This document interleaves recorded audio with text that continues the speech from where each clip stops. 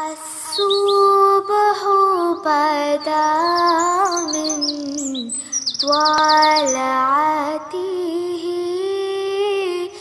والليل دجى من وافراته.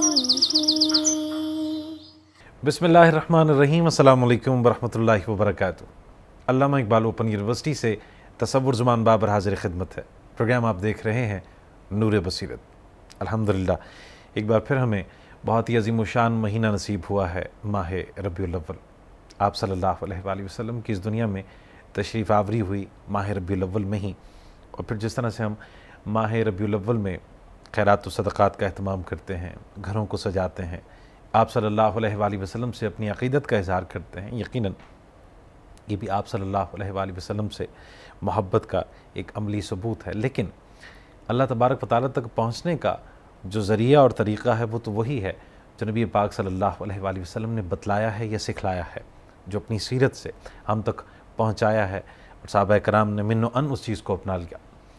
तो क्या यहीं पे बस कर लेना, या मोहब्बत और अक़ीदत का ये इज़हार किस हद तक मकबूल है अल्लाह तबारक व तआला के यहाँ?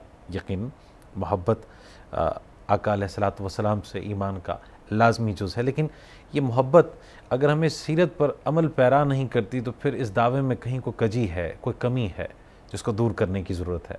हज़रत उमर फ़ारूक रज़ियल्लाहु तआला अन्हु से एक दफ़ा नबी पाक सल्लल्लाहु अलैहि वसल्लम ने पूछा, मैं उस वाक़े और हदीस पाक का मफ़हूम पेश कर रहा हूँ, क्या उमर मैं यानी नबी पाक सल्लल्लाहु अलैहि वसल्लम उन्हें किस कदर महबूब हैं? उन्होंने जवाब दिया कि दुनिया की हर शय से।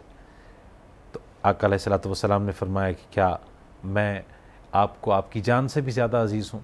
तो थोड़ा सा तवक्कुफ़ करने के बाद उमर रज़ियल्लाहु ताला अन्हु ने फरमाया कि हाँ, अब मैं ये भी कह सकता हूँ कि आप मुझे मेरी जान से भी ज़्यादा अज़ीज़ हैं। तो ये मोहब्बत थी सहाबा कराम की, और फिर इस मोहब्बत के नतीजे में आप उनकी सीरत का बदलाव देखिए। बल्कि मुझे यहाँ पे कुछ अशार याद आ रहे हैं कि क्या सोहबत व निस्बत का था फैज़ान तग़य्युर, क्या सोहबत व निस्बत का था फैज़ान तग़य्युर, जो आम थे वो ख़ास से फिर खूब हुए हैं, जो आम थे वो ख़ास से फिर खूब हुए हैं। तो आज हम सीरत नबी सल्लल्लाहु अलैहि वसल्लम के हवाले से बात करेंगे।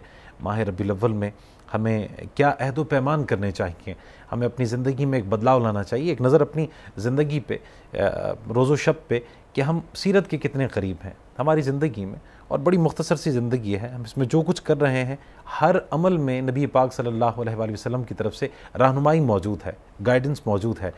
पहले तो अगर हम बेबहरा हैं, हम उससे बाखबर ही नहीं हैं, तो ये एक लम्हा फ़िक्र है, और अगर हम जानते हैं और उस पर अमल नहीं कर रहे तो इसकी क्या वजह है? ये सभी कुछ जानेंगे अपने उस्ताद मोहतरम से, जनाब प्रोफेसर डॉक्टर हाफिज़ मोहम्मद सज्जाद साहब तशरीफ़ फरमा हैं अल्लामा इकबाल ओपन यूनिवर्सिटी में। आप मुअल्लिम हैं, मुदर्रिस हैं, बैनुल मज़ाहिब हम आहंगी डिपार्टमेंट के चेयरमैन हैं। से बात करते हैं और खैर मकदम करते हैं उनका। अस्सलाम वालेकुम। वालेकुम अस्सलाम वरहमतुल्लाहि वबरकातुहू। डॉक्टर साहब बहुत शुक्रिया आपकी आमद का। माह रबीउल अव्वल हर साल जब आता है, और बार रबीउल अव्वल को जिस तरह से हम नबी पाक सल्लल्लाहु अलैहि वसल्लम की यौम विलादत के हवाले से खुशी मनाते हैं, क्या फरमाएंगे? कुछ तकाज़ा भी है इस महीने का जो हमसे होता है, और क्या हम उस तकाज़े पे पूरा भी उतरते हैं? जी बिल्कुल, आपने सही फरमाया है कि रसूलुल्लाह सल्लल्लाहु अलैहि वसल्लम की बेसत जो है, आपकी इस दुनिया में आमद एक बहुत बड़ी नेमत कुबरा है, और इस नेमत का इजहार भी होना चाहिए। कुरान मजीद में इरशाद होता है, औज़ु बिल्लाहि मिनश शैतानिर रजीम, बिस्मिल्लाहिर रहमानिर रहीम, फ़अम्मा बिनिअमति रब्बिका फ़हद्दिस। अल्लाह जो तुम्हें नेमत देता है तो उसका तादीस नेमत पर का ज़िक्र ज़रूरी है। तो इस कायनात में सबसे बड़ी नेमत जो अल्लाह ताला ने इंसानियत के लिए अता फरमाई वो आका दो जहां सल्लल्लाहु अलैहि वसल्लम है, और आपकी खुशखबरियाँ, आपकी बशारतें हज़रत आदम से लेकर ईसा अलैहिस्सलाम तक ये खुशखबरियाँ देते रहे कि एक नबी आएंगे जो इस दुनिया के अंदर बुराई को ख़त्म करके भलाई और नेकी की तालीम देंगे। आपकी जो बेसत का बुनियादी मकसद है उसको पेश नज़र रखें, और वो मकसद जो चार बुनियादी बातें हैं, तिलावत आयात, तालीम किताब, तालीम हिकमत और तज़किया, ये तकरीबन 3 से आयात मुबारक है जिसमें आपकी इन फ़राइज़ नबुव्वत का जिक्र किया गया है। जी आप क्योंकि एक मकसद अज़ीम के साथ तशरीफ़ लाए हैं, और वो ये था कि वल्लज़ी अरसल रसूलहु बिल हुदा व दीनिल हक़ لیظہرہ علی الدین کلہ، یعنی اظہار دین کا ضروری تھا کہ آپ تمام ادیان جو تھے، مذاہب تھے، اس کی آپ اہتمام فرما رہے تھے، اس کو تکمیل فرما رہے تھے۔ اتنا بڑے مقاصد کے ساتھ جو ہستی تشریف لائی ہے، سبحان اللہ، تو اس کی تعدیث نعمت کا سب سے بہترین ذریعہ، محبت کا بھی بہترین ذریعہ یہ ہے کہ وہ جو پیغام لائے ہیں، جو وہ تعلیمات لائے ہیں، اس کو سمجھا جائے پہلے، یعنی سب سے پہلے کہ وہ پیغام ہے کیا، وہ کتنا قیمتی پیغام ہے جو آخر پہ اللہ تعالیٰ نے پوری انسانیت کے لیے بھیجا ہے۔ جی وہ پیغام ہے کیا، اس میں کی تعلیمات کیا ہیں، اس کی تفہیم ہو، اس کی سمجھ ہو، اور پھر اس کو پر عمل کرنے کی کوشش کی جائے، کیونکہ دیکھیے دین جو ہے نا وہ عملی کام ہے۔ جی یعنی ایک آدمی کہے کہ میں ایمان لاتا ہوں، زبان سے اقرار کرے، دل سے تصدیق کرے، لیکن اس کا اظہار جب تک نہیں ہوگا تو کیسے پتہ چلے گا کہ یہ انسان جو ہے، دوسروں کو کیسا پتہ چلے گا کہ یہ عمل کے ذریعے سے اظہار ہوتا ہے۔ اور آپ نے بڑی خوبصورت بات کہی کہ آقا دو جہاں صلی اللہ علیہ وآلہ وسلم سے محبت ایمان کی بنیاد ہے۔ لا یؤمن احدکم حتی اکون احب علیہ من والدہ وولدہ والناس اجمعین، او کما قال النبی صلی اللہ علیہ وسلم۔ محبت کا جو مظہر ہوتا ہے، جس کا اظہار ہوتا ہے کہ واقعی اس شخصیت کے ساتھ آپ محبت کرتے ہیں، تو وہ یہ ہوتا ہے کہ اس کی ایک ایک ادا کو آپ نقش پا بناتے ہیں، سبحان اللہ، اس کے مطابق چلتے ہیں، پیروی کرتے ہیں، ان کی فرما برداری، اطاعت اور اتباع کرتے ہیں، تب اظہار ہوتا ہے کہ میں ان سے محبت کرتا ہوں۔ محب حقیقی وہی ہے۔ صرف زبان سے اقرار کر دینا یہ بھی ایک اظہار کا ایک پہلو ہے، لیکن سب سے بڑھ کر یہ ہے کہ جو چاہت ہے ان کی، جن میں وہ محبت، جو پیغام لائے ہیں، جو تعلیمات لائے۔ اس کی مثال ایسے سمجھیے جناب کہ میں کہوں کہ میں اپنے والد صاحب سے بہت محبت کرتا ہوں، مجھے ان سے عشق ہے، ان کا بہت احترام کرتا ہوں، لیکن والد صاحب مجھے یہ کہیں کہ بیٹا یہ چیز مجھے پہنچا دو، یا یہ مجھے کر دو، اور یہ تم یہ کام کرو، یہ تو میں نہیں کر سکتا، اور کر سکنے کی میں طاقت بھی رکھتا ہوں تب بھی، بالکل جی، مجھ میں ساری صلاحیتیں ہیں، جی لیکن جو وہ چاہتے ہیں، جو حقیقی بات ہے، اس کا تو میں انکار کر رہا ہوں، لیکن زبان سے میں بہت ہے بات کر رہا ہوں کہ میں آپ کا بڑا فرما بردار ہوں، میں آپ جو کہتے ہیں وہ کہتے ہیں۔ اصل میں محبت کا حقیقی اظہار یہی ہے کہ انسان اس نقش میں، اس رنگ میں رنگا جائے جس کے ساتھ وہ محبت کرتا ہے۔ سبحان اللہ، سبحان یہ بنیاد ہے۔ اس لیے دیکھیے صحابہ کرام رضوان اللہ علیہم اجمعین کی سیرت دیکھیے، ان کے محبت کے مظاہر دیکھیں۔ حکم نازل ہوتا ہے کہ لا ترفعوا اصواتکم فوق صوت النبی، کہ حضور کی محفل میں اپنی آوازوں کو بلند نہ کرو۔ جی تو پھر حالت اس کے بعد مفسرین یہ لکھتے ہیں کہ اس کے بعد مجلس نبوی کے اندر حضور صلی اللہ علیہ وسلم کو بعض دفعہ ایک بات 2-3 دفعہ کہنے کی ضرورت پڑتی تھی، تاکہ ان تک بات پہنچتی نہیں تھی، اتنی آہستگی کے ساتھ بولتے تھے۔ اور محدثین نے یہاں تک لکھا ہے کہ ایسی خاموشی کے ساتھ بیٹھتے تھے کہ اگر ان کے سروں پہ پرندے بھی بیٹھ جائیں تو انہیں ہوش نہیں ہے، اللہ، یہ اتنی حکمت۔ پھر اطاعت اور فرمانبرداری، حضور نے حکم دیا ہے تو وہ سب کچھ حضور کی راستے میں قربان کر دیا، اپنے اولاد کو قربان کیا، اپنے گھر کو چھوڑا، اپنے مال کو قربان کیا، اپنے وقت، اور سب سے پہلے اپنی جان، سب سے قیمتی جان ہوتی ہے۔ حضور سے فرمایا کہ یا رسول اللہ فدا کا امی و ابی کا یا رسول اللہ، میرے ماں باپ آپ پر فدا ہوں یا رسول اللہ، اللہ، میں تو کوئی معمولی چیز ہوں، میں تو فدا ہوں، میرے ماں باپ آپ پر فدا ہوں۔ تو یہ محبت کا اظہار تھا۔ ڈاکٹر صاحب، اس سے پہلے کہ ہم صحابہ کرام کی جو آقا علیہ الصلوۃ والسلام سے محبت تھی اس پہ ہم بات کریں، نبی پاک صلی اللہ علیہ وآلہ وسلم اللہ تبارک و تعالیٰ کی طرف سے جو ایک بہت بڑی رحمت ہے پوری امت کے لیے، کس قدر محبت کرتے تھے اپنی امت سے۔ ہم پہلے تو یہ سمجھ لیں کہ آقا علیہ الصلوۃ والسلام کہ ہم پہ جو شفقت تھی، جو مہربانی تھی، کیونکہ آپ کی جو خاص صفتیں قرآن نے بیان کی ہیں، خاص خصائص بیان کی ہیں، ان میں یہ ہے کہ لقد جاءکم رسول من انفسکم عزیز علیہ ما عنتم حریص علیکم بالمؤمنین رؤوف الرحیم۔ یہ پوری آیت مبارکہ بیان کر رہی ہے کہ آپ کو دوسروں کی جو مشقت ہے نا، یہ بھی گراں گزرتا ہے۔ اللہ، آپ رؤوف ہیں، آپ رحیم ہیں۔ اب دیکھیے یہ دونوں صفتیں اللہ رب العزت کی بھی ہیں۔ اللہ رؤوف ہے، اللہ رحیم ہے، الرحمن الرحیم ہے۔ جی جی جی، اللہ کریم نے اپنے محبوب کے اندر بھی یہ صفتیں پیدا فرمائی. اللہ اکبر. جس طرح اللہ رب العزت پوری انسانیت پر رحمتی وسعت کل شے، وہ فرماتے ہیں کہ میری رحمت ہر چیز پر وسعت رکھتی ہے، بلا شبہ وہ جو ہے وہ قہار بھی ہے، لیکن اس کی رحمت، اس کا کرم، اس کا فضل جو ہے ان سب پر بھاری ہے. جی. اس کی رحمت وسیع ہے. آقا دو جہاں صلی اللہ علیہ وآلہ وسلم کو تو اللہ تعالیٰ نے وَمَا أَرْسَلْنَاكَ إِلَّا رَحْمَةً لِلْعَالَمِينَ، تمام جہانوں کے لیے، جتنے بھی جہان ہیں ان کے لیے رحمت بنا کر بھیجا. اور آپ کی رحمت صرف انسانوں تک محدود نہیں ہے، آپ نے ہر مخلوق کے ساتھ رحمت فرمائی.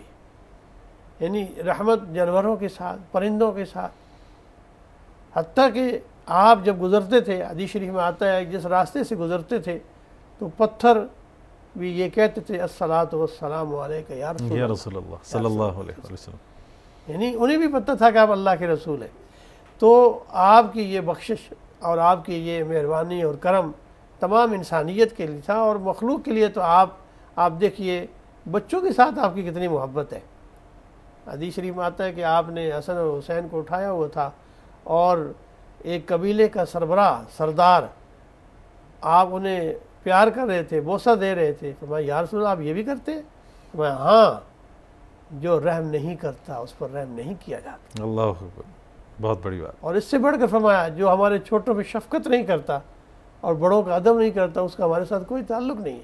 اچھا ڈاکٹر صاحب، بچوں سے محبت کی آپ بات کریں، حضرت ابراہیم جو آپ کے صاحبزادے آپ کے بیٹے تھے، ان کے انتقال کے وقت جو ایک واقعہ پیش آیا، ہم چاہ رہے ہیں کہ آپ کی زبانی سننا چاہیں گے. امت کو فوقیت دی. جی رسول اللہ صلی اللہ علیہ وسلم کو بھی دنیا کے اندر رنج اور تکالیف پہنچی ہیں، اور اس قدر تکالیف پہنچی ہیں کہ مثال کے طور پر دیکھیے کہ بالکل ابتدائی زمانہ ہے، آپ حرم کعبہ میں نماز پڑھ رہے ہیں تو مشرکین مکہ نے آپ کے جو جسم اطہر پر جو ہے وہ گندگی کی ایک بہت بڑی جو جسے ہم اوجڑی کہتے ہیں وہ آپ رکھ دی. جی.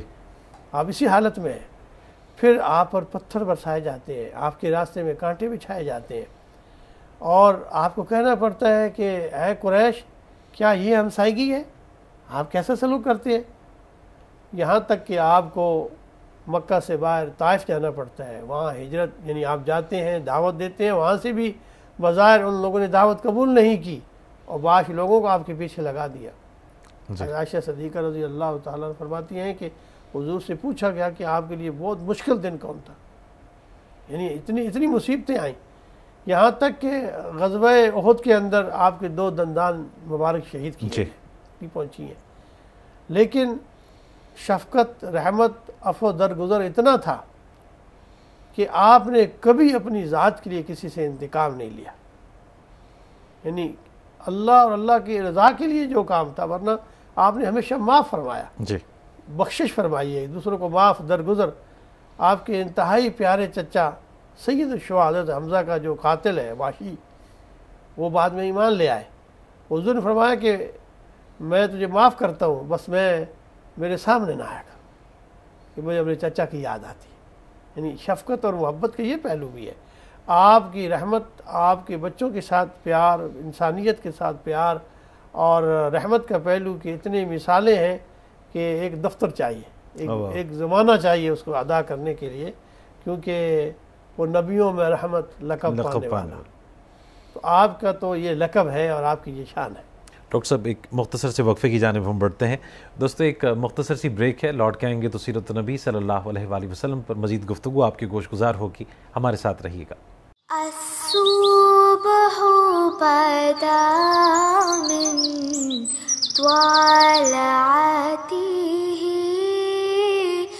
والليل دجى من وافراته. خوش آمدید کہیں گے ایک بار پھر آپ کو پروگرام نور بصیرت میں سیرت النبی صلی اللہ علیہ وآلہ وسلم کے حوالے سے گفتگو ہم کر رہے ہیں. جناب پروفیسر ڈاکٹر حافظ محمد سجاد صاحب تشریف فرما ہے. گفتگو ہم آگے بڑھائیں گے. ڈاکٹر صاحب واقعہ ہم اسی طرح رسول اللہ صلی اللہ علیہ وسلم کا اپنے گھر کے اندر بھی بچوں کے ساتھ پیار تھا، اور آپ کے صاحبزادگان میں حضرت ابراہیم کا آپ نے ذکر کیا، آپ کے صاحبزادے، آپ کو بہت محبت تھی جی بچوں کے ساتھ، جس طرح پیار اپنی بیٹیوں کے ساتھ، جس طرح بیٹوں کے ساتھ بھی آپ کی محبت تھی. اور اللہ کی حکمت یہی تھی کہ انہیں دنیا سے جانا تھا. جب ان کا انتقال ہوتا ہے تو آپ اس غم میں جو ہے وہ آپ کے آنسو آتے ہیں. صحابہ پوچھتے ہیں یا رسول اللہ آپ بھی؟ ہاں، یہ ایک انسانی فطرت ہے اور اس کا اظہار ضرور ہو کے رہتا ہے. اور پھر بات ہے کہ اے ابراہیم ہمیں تم سے بڑی محبت ہے لیکن ہم اللہ کی رضا پر راضی ہیں. یہاں تک کہ حضرت جبریل امین فرماتے ہیں یا رسول اللہ ہم اگر آپ چاہیں تو ہم اللہ تعالیٰ ان کو دوبارہ زندگی دے، اور ان کو فرمایا نہیں، ہم اللہ کی رضا پر راضی ہیں جو اللہ چاہتا ہے. تو اصل میں نبی صلی اللہ علیہ وسلم حقیقت یہ بیان کر رہے ہیں کہ انسانوں میں رہتے ہوئے جو انسان زندگی بسر کرتا ہے تو اس کے اندر تمام یہ واجبات شامل ہوتے ہیں، یہ لوازمات زندگی ہیں.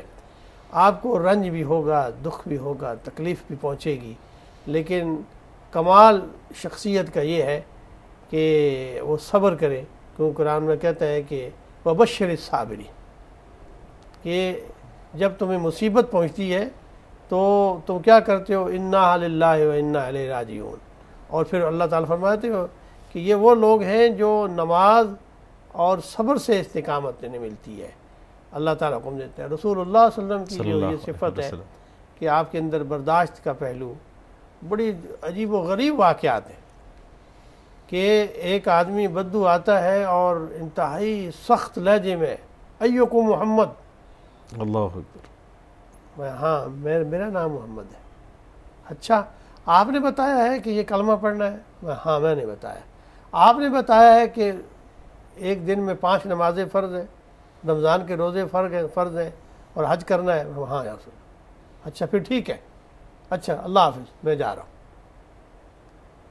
یہ اس کے ایک بدو جو لوگ تھے ان کا ایک اپنا انداز ہوتا تھا. حضور صلی اللہ علیہ وسلم پر پوری کتابیں اس پر شائع ہو گئی ہیں کہ بدوؤں کے ساتھ آپ کا دعوت کا، تعلیم کا، تربیت کا انداز کیا تھا. اور اس میں سے اکثر و بیشتر جو ایمان لائے تو حضور کی رحمت کی وجہ سے، آپ کے پیار کی وجہ سے آپ نے ان کے ساتھ جو حسن سلوک فرمایا. یہاں تک کہ ایک بدو آیا اور آپ کو بڑا مشہور واقعہ ہے مسجد نبوی میں، اس نے پیشاب کر دیا.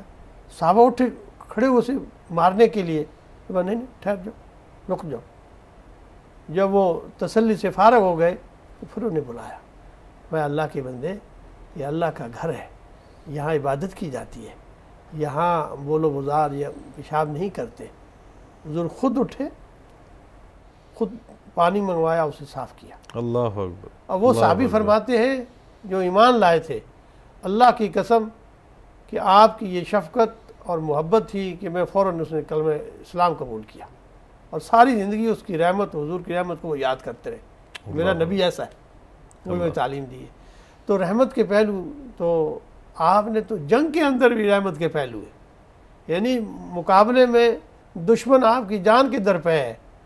حضور فرمایا کہ کسی عورت کو قتل نہیں کرنا، کسی بچے کو قتل نہیں کرنا، فصلوں کو نقصان نہیں پہنچانا، کسی مذہبی قائد کو قتل نہیں کرنا، لوگوں کی زمینیں تباہ نہیں کرنی، جو جنگ اسلحہ چھوڑ دے، جو رک جائے اس کے ساتھ نہیں کرنا.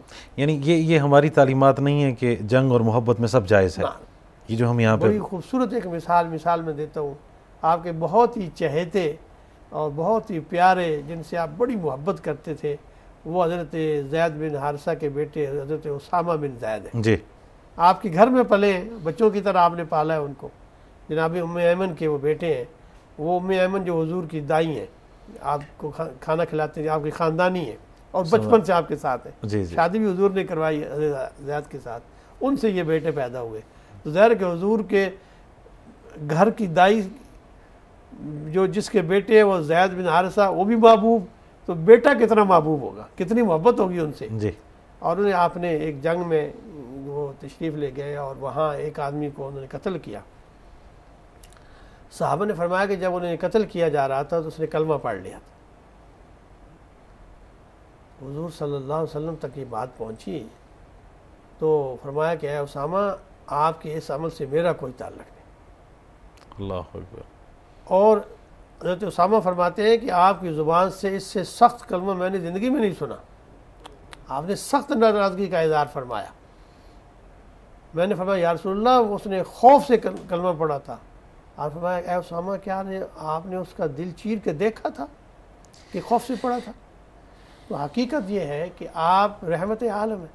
ایک آدمی اس حالت میں بھی ایمان لے آتا ہے, اللہ کا پیغام جس سے تک پہنچتا ہے اور ایمان لے آتا ہے, تو آپ اس پر رحم کرنے والے. تو آپ کا تو جنگوں کے اندر بھی رحمت کا پہلو ہے, انسانیت میں کے لیے عفو درگزر کا پہلو ہے, اور جہاں تک عمومی انسانیت کا تعلق ہے تو ظاہر ہے کہ آپ سراپا رحمت. سبحان اللہ.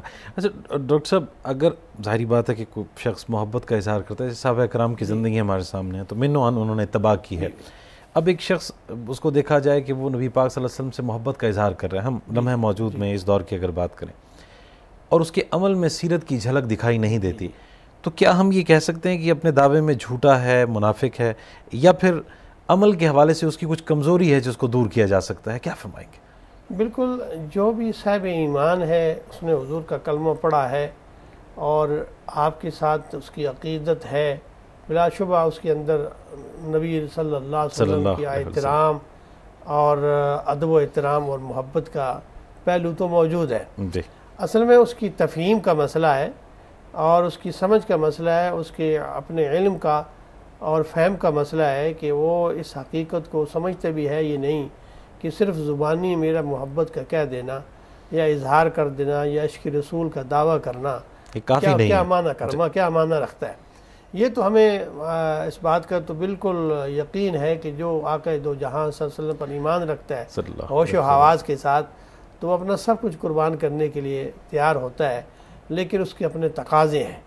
حضور پر ایمان لانے کا تقاضا ہے اور وہ حقوق ہیں آپ کے. یعنی جس طرح دیکھیے کہ ہم اللہ پر ایمان لاتے ہیں تو پھر اس ایمان کے کچھ تقاضے ہوتے ہیں. میں اللہ کو ایک مانتا ہوں تو اس کا تقاضا یہ بھی ہے کہ میں شرک نہ کروں, یعنی شرک اور اس سے میں بہت دور جاؤں. اس کا کوئی ایسا پہلو میری زندگی کے اندر اس کا کہیں اظہار بھی نہیں ہونا چاہیے کہ کہیں جس کا شک کی طرف بھی اظہار ہوتا ہو کہ کہیں اللہ کی ذات کے ساتھ, اس کی صفات کے ساتھ اور اس کے افعال کے ساتھ میں کسی اور کو شریک ٹھہرا رہا ہوں. اسی طرح میں عبادت صرف اسی کی کروں, حاجت روا اور میں مشکل کشا آقا اللہ رب العزت کی ذات ہے, میں اسی کے اپنے ہاتھ پھیلاتا ہوں. اسی طرح جب رسول اللہ صلی اللہ علیہ وسلم کی رسالت پر انسان ایمان لے آتا ہے تو پھر یہ تقاضا ہے کہ اس کے حقوق بھی ہے, رسول اللہ کے حقوق ہے. ایمان لانے کے بعد دوسرا حق جو ہے بنیادی حق اطاعت اور اتباع ہے. بھئی آپ جو تشریف لائے ہیں اور قرآن مجید میں یہ حکم دیا گیا ہے کہ آتی اللہ و آتی الرسول ومن یطع الرسول فقد اطاع اللہ, اور وما اتاکم الرسول فخذوه وما نہاکم عنہ فانتہوا, کہ جو تمہیں رسول دیتا ہے اسے لے لو, جس سے منع کرتا ہے اسے رک جاؤ. اب آپ نے جو ارشادات ہیں, آپ کے جو تعلیمات ہیں, آپ کے جو معمولات ہیں, زندگی کے معمولات ہیں, میرا عشق نبی سے یہ تقاضا کر رہا ہے کہ میں کتنی پیروی کرتا ہوں. میرے شب و روز, میرے آج کی جو معمولات ہیں زندگی کی, کیا میں نے حضور کے مطابق کیے ہیں؟ حضور نے نماز کا حکم دیا ہے, کیا اگر میں آج کے دن کا آغاز کروں تو میں نے نماز پڑھی ہے صبح کی؟ اس کے بعد رزق حلال کا کہا ہے, کیا میرا یہ کمانے کا عمل اس میں رزق حلال کا پہلو ہے یا نہیں؟ آپ نے فرمایا سچ بولو, امانت دار رہو, وعدہ ایفا کرو, اپنے بھائیوں کے ساتھ ادب و احترام کرو, لوگوں کے ساتھ حسن خلق سے پیش آؤ. تم میں سب سے بہتر وہ ہے جو تم میں سب سے اچھے اخلاق والا ہے. کیا میں یہ دیکھوں کہ میں اس معاشرے میں ایک دن کے اندر اپنے معمولات پر غور و فکر کروں کہ میں نبی صلی اللہ علیہ وسلم کی ان اداؤں کو, ان تعلیمات کو عمل کر کے خوشنودی حاصل کر رہا ہوں یا نہیں کر رہا ہوں, یا میں اس کے بالکل برعکس عمل کر رہا ہوں جس سے اللہ بھی ناراض ہے اور اللہ کا نبی بھی ناراض ہے. تو حضور سے محبت کا بہترین عمل یہ ہے کہ حضور جن چیزوں سے محبت کرتے ہیں آپ انہیں بجا لائیں, اپنی زندگی میں ڈھالنے کی کوشش کریں. اب زندگی میں یا تو آپ نے کوئی نیکی کا کام کرنا ہے یا برائی کا, تیسرا یہ ہے کہ بعض اوقات بندہ لایانی کاموں میں کہ دین کا فائدہ نہ دنیا کا کام ہے. اس پہ ڈاکٹر صاحب کیا وجہ ہے کہ ہم نیکی کی طرف راغب نہیں ہوتے؟ نارملی تو ہم یہ سنتے ہیں کہ شیطان ہے, نفس ہے, یہ غالب آ جاتا ہے. تو شیطان اور نفس پہ غلبہ پانے کا بھی تو کوئی طریقہ آقا علیہ الصلوۃ والسلام نے بتایا ہوگا. بالکل. اسی طرح کہ آپ صلی اللہ علیہ وسلم نے ایک تو یہ بات بہت وضاحت کے ساتھ اور اسے واضح کرنے کی ضرورت ہے کہ نبی کریم صلی اللہ علیہ وآلہ وسلم نے جو تعلیمات دی ہیں وہ کوئی ایسی فلسفیانہ تعلیمات نہیں ہیں جن پر عمل نہیں کیا جا سکتا. جی آپ نے وہی بات کی ہے جو قابل عمل ہے اور اتنا کوئی مشکل عمل بھی نہیں بتایا. اب میں اس کی مثال عمدہ میرے خیال ہے کہ دین پر عمل کرنا جتنا آسان ہے دنیا میں کسی اور چیز کے مقابلے میں اس سے آسان اور کوئی چیز نہیں. یقین مثال کے طور پر، اور یہ انسان کی اپنی فطرت، اپنی صحت، اپنے مزاج، اپنے ماحول کے لیے بھی فائدہ مند ہے. جی یہ نہیں ہے کہ یہ صرف اسے ایک روحانی یا مذہبی طور پر اسے راحت ملتی ہے، بلکہ اس سے سب سے فائدہ اس سے پہلے اس کی ذات کو ملتا ہے، بعد میں انسانوں کو، معاشرے کو ملتا ہے. یعنی خود اس انسان کے لیے، اس نفس کے لیے، اس فرد کے لیے جو تعلیمات ہیں سب سے اچھا اثر اس کی ذات پہ پہلے پڑتا ہے. مثال کے طور پر ایک آدمی کو صبح اٹھتا ہے، ظاہر ہے سب سے صحت کے لیے بہتر ہے، صبح اٹھے گا، فریش ہوگا، اور وہ اگر وضو کر کے باوضو ہو جاتا ہے تو اس کا چہرہ اور روشن ہوگا، خوبصورت لگے گا. اللہ کے حضور پیش ہو جاتا ہے، نماز پڑھ لیتا ہے، سجدہ کرتا ہے تو اسے روحانیت ملتی ہے. اچھا، رزق حلال کھائے گا تو بہت ساری برائیوں سے بچ جائے گا. ہاں جی. اسی طرح آپ دیکھیے کہ کوئی آپ نے ایسا عمل نہیں بتایا جس پر کوئی عمل کرنا مشکل ہو. بہت چھوٹے چھوٹے معمولی سی باتیں ہیں، انہیں ہم اگر عمل کر لیں. حضور فرمایا کہ اگر راستے پہ چل رہے ہو اور کوئی ایذا دینے والی، تکلیف دینے والی چیز پڑی ہے تو اسے ہٹا دو، یہ بھی صدقہ ہے، یہ بھی نیکی ہے. اپنے بھائی سے خندہ پیشانی سے ملنا، یہ بھی نیکی ہے. گھر سے نکل کر جو تم روزگار کے لیے نکلے ہو یہ بھی عبادت ہے، بچوں کی محنت کے لیے نکلے ہو. اب یہ دیکھیے کہ کوئی ایسا بات نہیں ہے جو میرے معمولاتی زندگی ہے، یہ اگر میں سنت کے مطابق کر رہا ہوں، سنت بھی وہی ہے جس میں کسی کو نقصان نہ پہنچائے اور دوسرے نفع بخشے. ڈاکٹر صاحب اس میں ہم مزید چاہیں گے کہ گفتگو بھی ہو. ایک مختصر سا وقفہ ہے دوستو، چھوٹی سی بریک ہے، لوٹ کے آئیں گے تو یہیں سے گفتگو کو آگے بڑھائیں گے. ساتھ رہیے گا. الصبح بدا من طلعته والليل دجى من وافراته. ایک بار پھر خوش آمدید کہیں گے آپ کو پروگرام نور بصیرت میں. گفتگو کو آگے بڑھائیں گے. ڈاکٹر صاحب جاننا یہ چاہیں کہ بہت سی چیزوں کو وقت گزرنے کے ساتھ ساتھ دین کا حصہ ہم نے بنا لیا. کہیں پہ ہمارا کلچر، کہیں پہ کچھ روایات اس قدر غالب آ گئیں کہ ہم نے انہیں دین سمجھ لیا. تھوڑا سا یہ ارشاد فرمائیے کہ دین، جو اصل دین ہے، جو نبی پاک صلی اللہ علیہ وسلم علیہ رسول صحابہ کرام سے ہم تک پہنچا ہے، وہ اور جو چیزیں ہم نے شامل کر لی ہیں ان میں تھوڑا فرق کرنا ہم سیکھ لیں. بالکل، یہ بڑی بنیادی بات ہے. اصل میں نیکی کا کوئی بھی عمل جب ہم کہتے ہیں یہ نیکی ہے تو نیکی کا پر جب اللہ رب العزت کی حکم اور رسول اللہ صلی اللہ علیہ وسلم کی سنت کی مہر نہ لگے تو وہ نیکی نہیں کہلاتا. وہ کوئی اور عمل تو ہوگا لیکن نیکی نہیں کہلائے گا، کیونکہ نیکی اور ثواب کا جو کام ہوتا ہے وہ شریعت نے بالکل وضاحت کے ساتھ بیان کر دیا. باقی جتنے خیر کی امور ہیں، بھلائی کی امور ہیں، اور اسے انسان کی فطرت پر چھوڑ دیا ہے. حدیث شریف میں آتا ہے نا کہ حضور فرمایا کہ یہ تو تم ہاتھ دھوتے ہو، اسی طرح اپنے جسم کی صفائی کرتے ہو، یہ انسانی فطرت میں شامل ہے. اب کو عمل کرتا ہے تو نیکی خود بخود ہو جاتی ہے. اسی طرح بہت سارے لوگوں نے یہ سمجھ لیا ہے کہ شاید میں یہ عمل جو کرتا ہوں، خود ساختہ جو اس کا عمل ہوتا ہے، جو اسے بطور دین بنا کے پیش کرتا ہے، اور پھر یہ بھی توقع رکھتا ہے کہ یہ میں جو عمل کر رہا ہوں اس سے مجھے ثواب بھی ملے گا. ثواب کے لیے تو بہت ضروری ہے کہ حضور کی اس پر مہر لگی ہوئی ہو. اور اس سے ہٹ کر کوئی عمل ایسا کر رہا ہو، نہ ثواب کی نیت سے کر رہا ہے، حضور کی اس کے بارے میں کوئی تعلیمات بیان نہیں ہوئی، نہ آپ نے اس کے بارے میں کوئی ارشاد فرمایا ہے، تو یہ دین کی اصطلاح میں بدعت کہلاتا ہے. صحیح، نئی چیز ایجاد کر لی اس نے، اور اس پر ثواب کا بھی وہ تمنا رکھتا ہے کہ ثواب ملے گا. اس کی بڑی عمدہ مثال حضرت علی رضی اللہ تعالیٰ عنہ کی سیرت سے ملتی ہے کہ آپ نے دیکھا کہ ایک آدمی جو ہے نا وہ مسجد میں، عیدگاہ میں نماز پڑھ رہا تھا، عید کی نماز سے پہلے نماز پڑھ رہا تھا. آپ نے دیکھا کہ یہ جہنمی ہے. اللہ. فرمایا کیوں؟ یہ تو نماز پڑھ رہا ہے. فرمایا اس وجہ سے نہیں کہ یہ نماز پڑھ رہا ہے، حضور صلی اللہ علیہ وسلم نے منع فرمایا ہے کہ فرض نماز کے بعد اور عید کی نماز کے بعد کوئی نماز نہیں. یعنی آپ ہم یہ بیان کرنا چاہتے ہیں کہ عید کی تیاری کرو اس کے بعد نماز پڑھے. یہ نفل یا کوئی بھی پڑھ رہا ہے تو حضور نے اس سے منع فرمایا.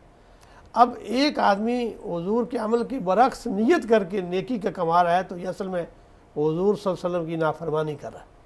اللہ بہت تو بڑی بات. نیکی کے تصور میں یہ بات بڑی بنیادی ذہن میں رکھنی چاہیے کہ حضور نے کوئی بات چھوڑی ہی نہیں ہے. آپ خاتم النبیین ہیں. صلی اللہ اب آپ نے دین جب مکمل کر دیا ہے تو ہم کہیں کہ دین میں تھوڑا سا اضافہ کر لیتے ہیں اپنی طرف سے, یہ بھی نیکی ہے یہ بھی نیکی ہے. یہ جو کنسیپٹ ہے اسے بدعت قرار دیا گیا ہے. بالکل رسول اللہ صلی اللہ علیہ وسلم فرمایا کہ بچو, یہ جو بدعات ہیں ان سے بچو, سنت کو اختیار کرو. ہر بدعت گمراہی ہے اور ہر گمراہی جو ہے وہ جہنم میں لے جانے والی. اللہ.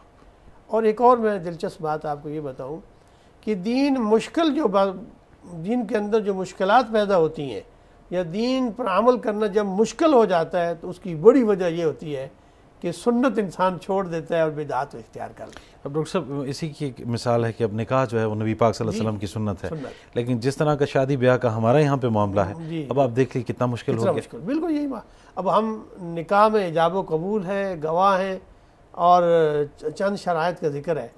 اب اس کے بعد آپ دیکھیے کہ کتنے لوازمات اور صرف ایک ولیمے کی تقریب ہے وہ بھی جتنی استطاعت ہے جتنی. جی اس لیے فرمایا کہ نکاح کو عام کرو. اب ہم نے اس شادی کی تقریبات کے ساتھ اپنے قبائلی رسمی علاقائی ایسے رسم و رواج شامل کر لیے ہیں کہ اب ہماری بچیوں کے لیے اتنی مشکلات ہو گئی ہیں کہ وہ گھر بیٹھی ہیں, شادی نہیں ہو رہی. اسی طرح دیگر معاملات کے اندر ڈاکٹر صاحب اب تو غمی کے جو حالات ہیں ان میں بھی ہے. اب پچھلے دنوں مجھے یہ سن کے بڑی حیرت ہوئی ہے کہ یعنی جہاں فوتگی ہوئی ہے پہلے ہی آپ کو پتہ ہے کہ اس شخص کے لیے بڑا مشکل ہے, دیگیں وہ چڑھا رہا ہے لوگوں کے لیے کھانے کا اہتمام. اب ہے کہ جب وہ خاتون جن کے شوہر کا انتقال ہوا ہے جب عدت ان کی پوری ہو تو اس پہ بھی خیرات کا اہتمام کریں. جی یہ اس کو بھی اب یہ پچھلے دنوں میں سننے میں آیا. یہ اصل میں کوئی کلچر یا قبائلی یا کچھ ایسی رسم و رواج ہوتے ہیں اسے وہ دین بنا کر پیش کرتے ہیں. مشکلات اس سے مسئلہ پیدا ہوتا ہے. اگر آپ کا کوئی اپنا کلچر ہے تو وہ دیکھا جائے اور وہ بھی یہ دیکھا جائے کہ اسے سنت کے مطابق دیکھا جائے. کہ وہ سنت کے مطابق نہیں ہے تو اسے چھوڑ دینا زیادہ مناسب ہے. ڈاکٹر صاحب میں چاہ رہا ہوں کہ اسی موقع پہ آپ تھوڑی سی ہماری رہنمائی فرمائیے. شادی بیاہ کے حوالے سے آپ نے فرمایا کہیں پہ اگر انتقال ہو طریقہ کار کیا ہے اس شخص کے لیے کہ جہاں پہ فوتگی ہو چکی ہو, کتنے دن تک دعا کی جا سکتی ہے, کیا فرائض ہیں؟ بالکل نبی کریم صلی اللہ علیہ وسلم نے فرمایا کہ ایک مسلمان کا دوسرے مسلمان پر حق یہ ہے کہ وہ اس کے لیے خیر خواہی کرے جی, اور اس کے لیے اس کا جو ہے وہ ساتھ دے, اس کے ساتھ ظلم نہ کرے اور اس کے لیے سلامتی ہو. اور پھر آپ فرمایا کہ وہ دنیا سے پردہ کر جائے تو اس کے لیے وہ دعا کرے, یعنی نماز جنازہ میں شریک ہو. اور یہ ظاہر ہے کہ فرض کفایہ ہے کہ اگر ایک بستی سے کچھ لوگ پڑھ لیتے ہیں تو سب کی طرف سے ادا ہو جاتی ہے. اور جس کی جہاں مرگ ہوئی ہے اس کے لیے کہا گیا ہے کہ آپ حدیث شریف میں آتا ہے کہ آپ جب حضرت جعفر طیار رضی اللہ عنہ کی شہادت ہوئی تو آپ کے گھر سے کھانا ان کے گھر تک پہنچایا گیا. یہ ہمیں سنت یہ ملتی ہے کہ اہل جو رشتہ دار ہے, قرابت دار ہے, ان پر فرض ہو جاتا ہے کہ اس جہاں مرگ ہوئی ہے کہ وہ دوسروں کو کھانا کھلائیں, اس سے جائے کہ خود جو رشتہ دار ہیں, جو محلے دار ہیں, جو ہمسائے ہیں, وہ ان کی مدد کریں کیونکہ وہ غم میں شریک ہے.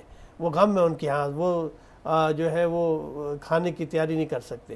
وہ کہ ہمارے یہاں بالکل برعکس ہوتا ہے کہ وہی گھر جو ہے سب سے پہلے کھانے کی تیاری شروع کر دیتا ہے کہ مہمان آئیں گے. خیرات کے حوالے سے کیا حکم ہے؟ یعنی اگر کوئی گھرانہ اپنی میت کے حوالے سے خیرات کرے تو بڑی اچھی بات ہے, لیکن تیسرے دن ضرور خیرات کرنی ہے, 40ویں دن ضرور کرنی ہے, اتنے عرصے بعد ضرور کرنی ہے, یہ جو ضرور کی ایک شرط لاگو کی گئی ہے یہ کہاں سے؟ یہ خیرات کا تعلق تو اس کے جو وارث ہیں, جو اس کی اولاد ہے, وہ اپنے مال سے کر سکتے, اس کے مال سے نہیں, کیونکہ وہ مال تو اب تقسیم ہوگا. صحیح. اور اسے اختیار نہیں دیا گیا کہ اس کو جو ہے اللہ کی راہ میں ظاہر ہے کہ اس وقت دیا جائے گا اگر اس نے وصیت کی ہے اس میں سے, کیونکہ اب اس کا مال نہیں رہا. اب شرعی طور پر اس کا مال جو تھا اس میں سے بھی خیرات تب دیں گے جب وارثوں کو تقسیم ہو جائے گی. اصول یہی ہے کہ یہ اگر اس کی اولاد ہے اس میں مال تقسیم کر دیا جائے گا اور پھر ان کو اختیار ہے کہ اپنے والد کے لیے کوئی خیرات جتنا کرنا چاہتے ہیں وہ کریں, لیکن اس کے لیے پابندی کر دینا پہلے ہی سے تو یہ ایک ایسی جو ہے یعنی بعض بدعات ہیں جو ہمارے معاشرے میں عام ہو گئی ہیں. اس میں ہمیں سنت کے مطابق دیکھنا چاہیے. یعنی اللہ تعالیٰ نے اسے مال دیا ہوا تھا تو خود اس نے اللہ کی راہ میں کتنا خرچ کیا, یہ اس کی ذمہ داری تھی.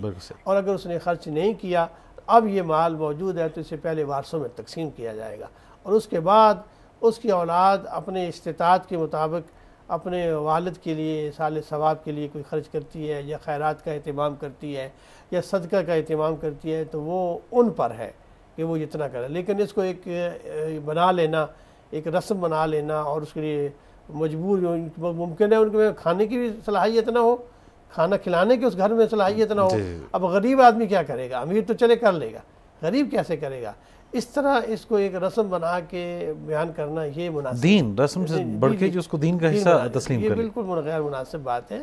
شریعت میں اس طرح کی کوئی تعلیمات نہیں ہے. ڈاکٹر صاحب رزق حلال کی جستجو کے حوالے سے اسلامی تعلیمات اور نبی پاک صلی اللہ علیہ وسلم کی سیرت سے ہمیں کیا درس ملتا ہے؟ رسول اللہ صلی اللہ علیہ وآلہ وسلم دیکھیے کہ آقا دو جہاں, دونوں جہانوں کے سردار ہیں, بے شک, اور آپ نے بچپن میں اجرت پر قریش مکہ کی بکریاں چرائی ہیں. جی, بچپن کے زمانے جی, جو ہی آپ جوان ہوتے ہیں تو آپ جو ہے وہ تجارت کا پیشہ اختیار کرتے ہیں.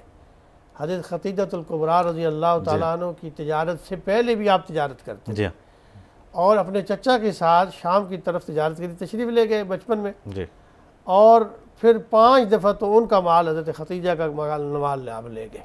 آپ تجارت کرتے تھے. اسی طرح آپ کی جو بھی جائیداد تھی آپ اس میں سے بھی آپ کو مال ملتا تھا, اور تجارت آپ کا پیشہ تھا. اور ہمیں حدیث میں آتا ہے کہ یہ جو آپ کا فقر تھا نا, یہ اختیاری تھا.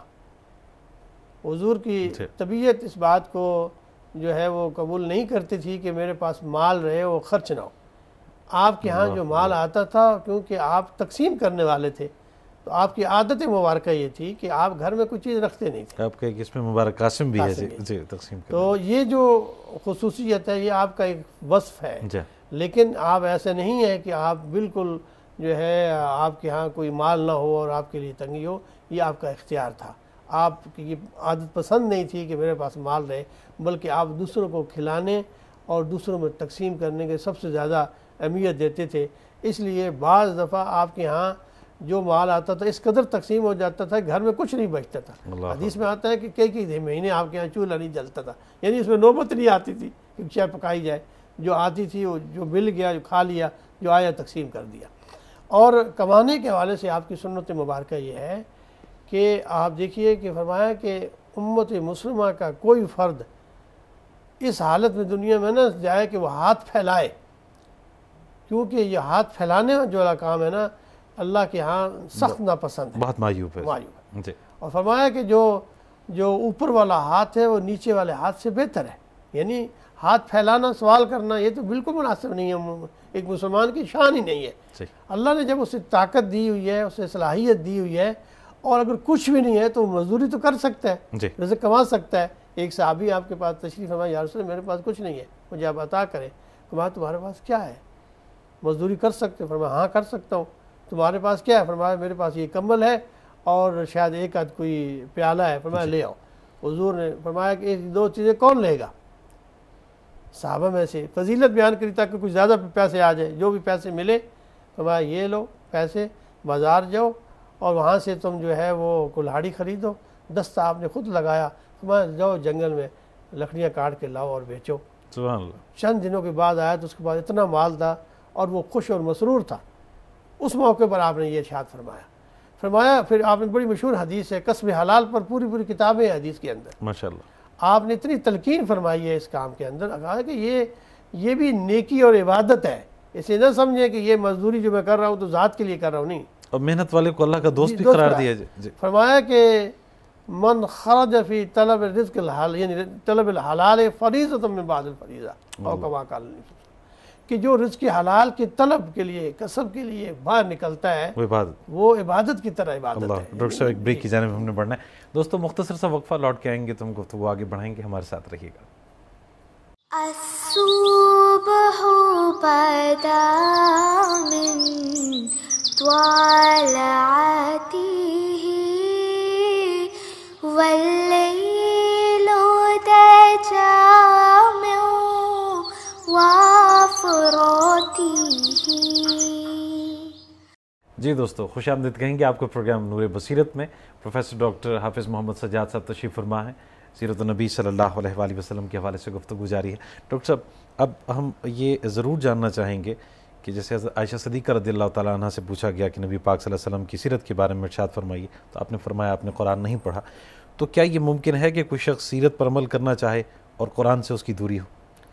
بالکل، یہ قرآن مجید تو اللہ تعالیٰ کا کلام ہے، اور یہ کلام ہمیں آقا دو جہاں صلی اللہ علیہ وسلم کے ذریعے ہم تک پہنچا ہے، جی، اور آپ کی زبان مبارک سے اللہ کا کلام ادا ہوا ہے، اور اللہ تعالیٰ نے اس کو اس طرح محفوظ کر دیا ہے۔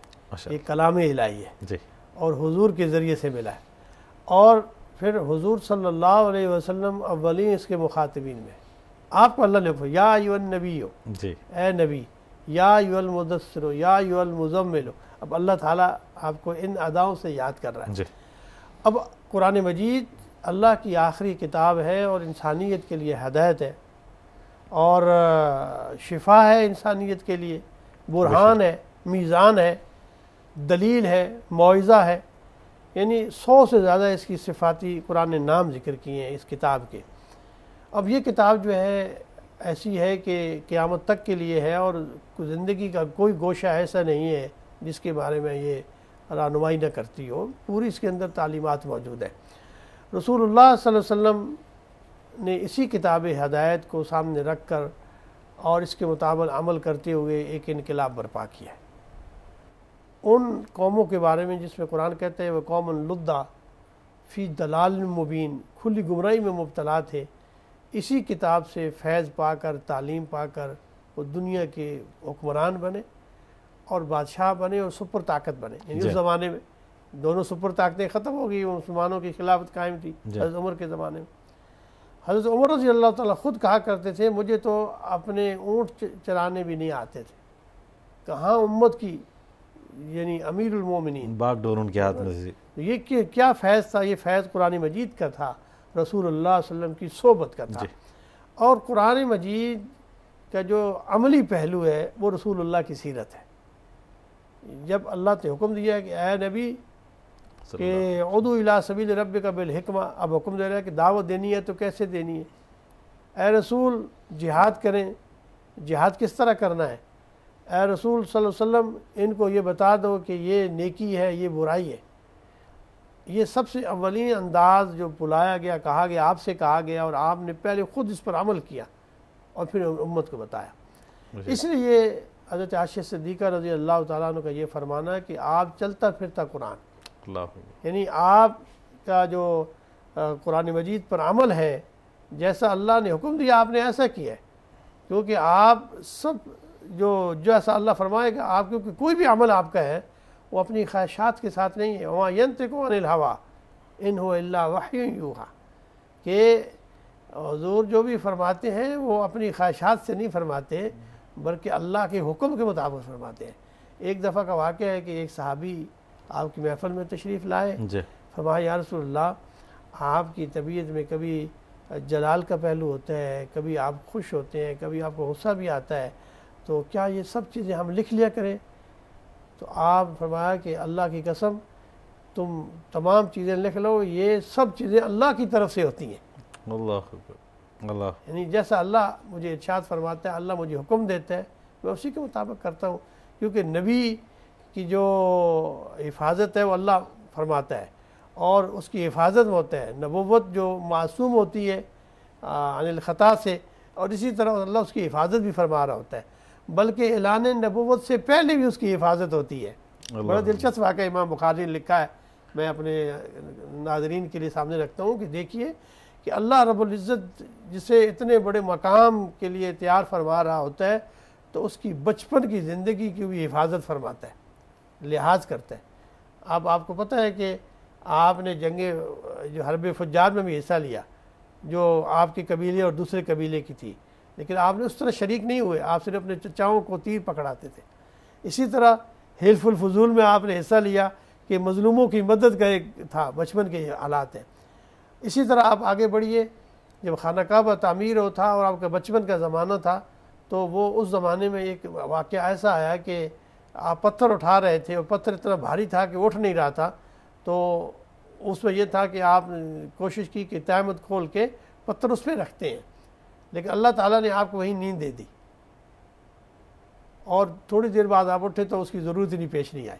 یعنی اللہ تعالیٰ نے اس کام سے بھی آپ کو محفوظ رکھا کہ ایسا نہ ہو کہ آپ کا جو پاکیزگی ہے یا اس کا کہیں اظہار اس طرح نہ ہو، تو وہ حفاظت فرمائیے. اللہ امام بخاری نے لکھا ہے کہ اپنے نبی کہ اللہ رب العزت اس طرح حفاظت فرماتا ہے. حضرت موسیٰ علیہ السلام کو کیسے نکالا، ان کے حالات سے نکال کے کہاں مدین لے تشریف لے آئے، ان کے بچپن کو کیسا پالا، ماشاءاللہ، یعنی اسی دشمن کے گھر میں پالا اس کو، اس کی والدہ ہی سے دودھ پلایا. یہ اللہ کی حکمت تھی. اس طرح مثالیں ہمیں عیسیٰ علیہ السلام تمام انبیاء کی ملتی ہیں کہ کتنے حالات کے اندر وہ جب نبوت کا وہ اظہار کرتے ہیں وہی خاص وقت ہوتا ہے. لیکن نبوی تو اسی وقت بھی تھے. حضرت عیسیٰ علیہ السلام جب پنگھوڑے میں وہ کہہ رہے تھے قال انی عبداللہ آتانی الکتاب وجعلنی نبیہ، تو نبوت کا اظہار کے لیے ایک وقت ہوتا ہے، لیکن جسے نبی اللہ تعالیٰ نبوت عطا کر رہا ہوتا ہے اللہ تعالیٰ اس کی حفاظت بھی کر رہا ہوتا ہے. نہ صرف اس کی بلکہ اس کے خاندان کی حفاظت بھی ہو رہی ہوتی ہے کیونکہ یہ حکمت الہی ہے. تو ہم یہاں پہ مختصراً میں ہم یہ پورے ایمان کے ساتھ یقین کے ساتھ یہ بات کر سکتے ہیں، کہہ سکتے ہیں کہ جس عظیم ہستی کے بچپن کو اللہ تبارک و تعالیٰ نے محفوظ رکھا، ان کی سنت ان کی سیرت بھی محفوظ ہے، تو کوئی اعتراض کی کوئی گنجائش نہیں ہے. بعض اوقات بالکل جی رسول اللہ کے وسلم کی سنت کو بھی اللہ تعالیٰ نے محفوظ رکھا ہے الحمدللہ. اس لیے کہ جو یہ آتا ہے نا انا نحن نزلنا الذکر وانا لہ لحافظون، اب ذکر میں قرآن اور سنت دونوں شامل ہیں. اللہ اکبر. یعنی ذکر سے مراد اللہ کی کتاب بھی ہے اور سنت ہے، کیونکہ کتاب اللہ تو اللہ کا کلام ہو گیا اور جو حدیث نبوی ہے یہ بھی وہی ہے. اللہ جیسا ارشاد فرمائیں گے نبی اپنے انداز سے اس پہ عمل کر کے بتائیں گے تو وہ سنت ہو جاتی ہے. بے شک بے شک. تو یہ جیسے ہم کہتے ہیں وہی ہے غیر مطلوب، تو یہ اس کی صرف تلاوت نہیں ہوتی لیکن ہوتی یہ بھی وہی ہے، تو اس کا بھی اتنی حکم ہوتا ہے. تو حضور کی سنت اور آپ کی سیرت محفوظ ہے. دیکھیے محدثین صحابہ نے ایک ایک عمل کر کے دکھایا ہے. اب مثال کے طور پر اب جیسے ہم نماز پڑھتے ہیں، ہمیں نماز تو ایک یعنی بتائی گئی ہے لیکن سکھائی آپ نے. اب جیسا آپ نماز پڑھتے تھے ایسے ہی ہم نماز پڑھتے ہیں ماشاءاللہ. یعنی کیفیت کے لحاظ سے وہ نماز اس طرح تو ہماری نہیں ہوتی، لیکن ایک ظاہری جو ادا ہے وہ اسی ہم جو ہے وہ کوشش کرتے ہیں کہ آپ کے مطابق. اسی ہمیں حکم ہی دیا گیا سلو کما رأیتمونی اصلی، نماز اس طرح پڑھو جس سے مجھے نماز پڑھتے ہوئے دیکھتے ہو. تین کا یعنی بہت بڑا حصہ وہ ہے جو آپ نے عمل کر کے دکھایا. اسی کو ہم سنت کہتے ہیں جس پر آپ نے عمل کر کیا ہے، اور وہ ہمارے پاس محفوظ ہے الحمدللہ. اور آپ نے آخری بات جو ارشاد فرمائی ہے کہ دیکھو میں دنیا سے جو ہے وہ جا رہا ہوں لیکن میں تمہیں دو چیزیں چھوڑے جا رہا ہوں. جی وہ کیا ہے؟ تم ان پر عمل کرتے رہو گے کبھی گمراہ نہ ہوگے. ایک اللہ کی کتاب، دوسری میری سنت ہے. اللہ کتاب اللہ و سنتی، جب تک تم اس پر عمل کرتے رہو گے، اسے پکڑے رکھو گے، اس کے مطابق چلو گے، دنیا میں کبھی گمراہ نہیں ہوگے.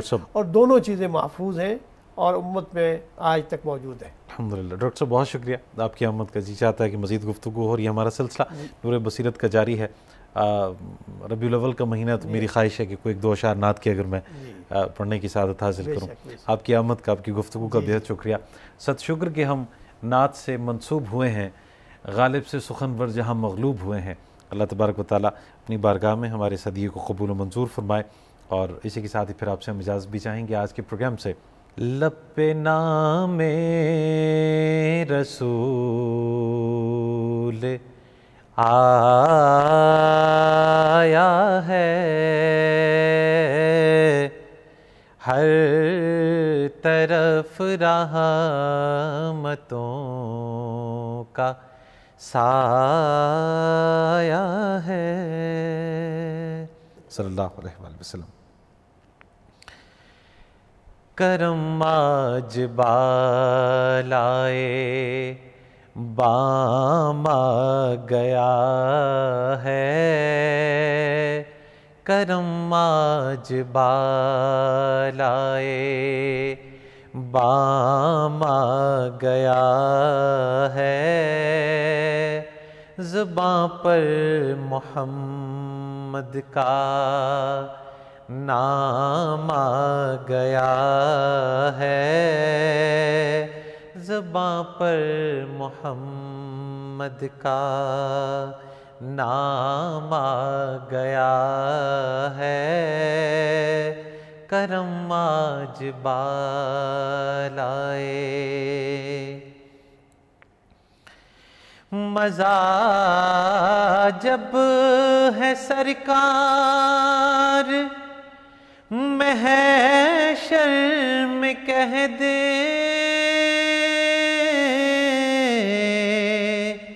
مزہ جب ہے سرکار محشر میں کہہ دے، وہ دیکھو ہمارا، وہ دیکھو ہمارا غلام آ گیا ہے، وہ دیکھو ہمارا غلام آ گیا ہے، کرم آج بالائے۔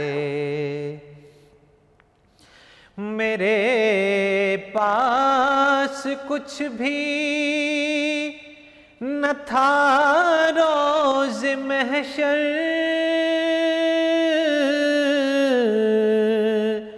میرے پاس کچھ بھی نہ تھا روز محشر،